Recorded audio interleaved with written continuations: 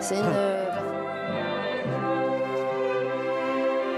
Je sais qu'on est revenu, bien entendu. Bonsoir Pascal, ravi de vous retrouver. C'est donc une version très originale même de La Flûte enchantée. D'où vient ce spectacle, au juste? Alors, ce spectacle a été créé en 2012 en Allemagne, à l'Opéra Comique de Berlin. Voilà, la compagnie de Barikowski.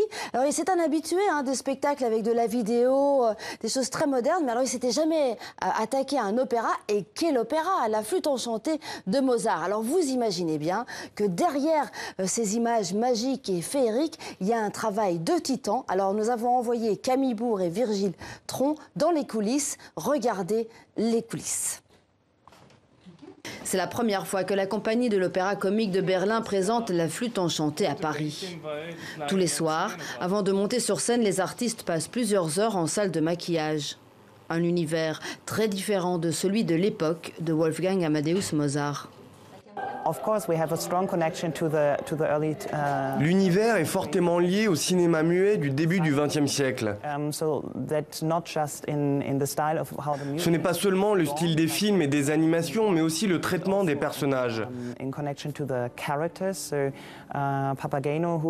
Papageno est inspiré de Buster Keaton. Pamina est inspirée de la célèbre Louise Brooks.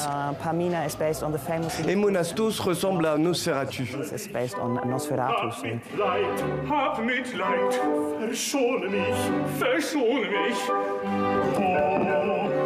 Je suis le vidéo avec la musique, avec le conducteur. Je vois le conducteur là et je suis la musique et je lance de petites vidéos.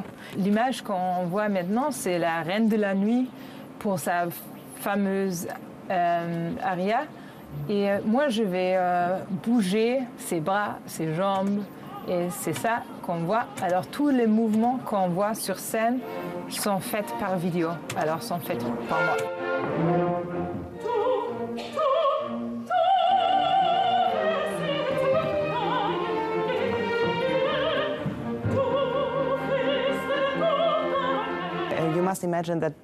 Vous devez imaginer que les chanteurs apparaissent dans des portes tournantes.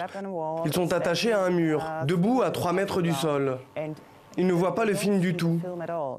Ils ne peuvent pas se retourner, regarder l'écran et dire « il y a ça, donc je dois faire ça ». C'est un vrai défi pour eux, car ils doivent savoir exactement ce qui se passe autour d'eux et dans quel monde ils sont.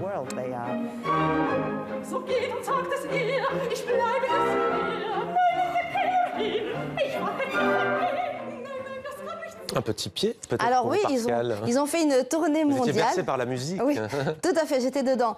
Donc ils ont fait une tournée mondiale quand même depuis plusieurs années. Et donc ils sont en France pour la première fois, à Paris, jusqu'à la fin de la semaine. Voilà, un pied dans le jargon en télévision, c'est quand on a une petite phrase à ajouter juste après un reportage ou un sujet. On a connu avant-hier le prix Goncourt et Renaudot. On connaît aujourd'hui le prix Femina. Pascal, il est décerné à... Alors il revient à Philippe Janeda pour un roman qui s'appelle La Serpe.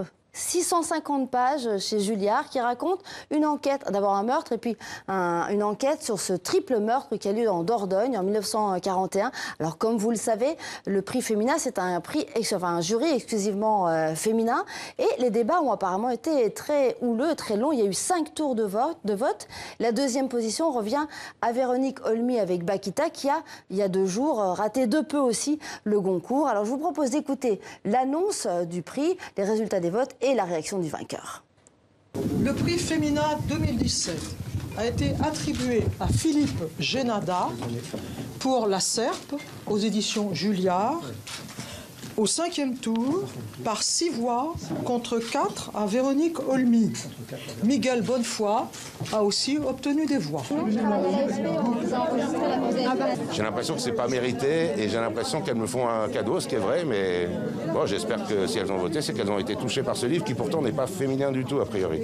Donc je me dis, on voit peut-être du féminin dans ce qui a priori n'en est pas, donc ça me fait encore plus plaisir. C'était Demander le programme. Merci Pascal pour cette chronique culture.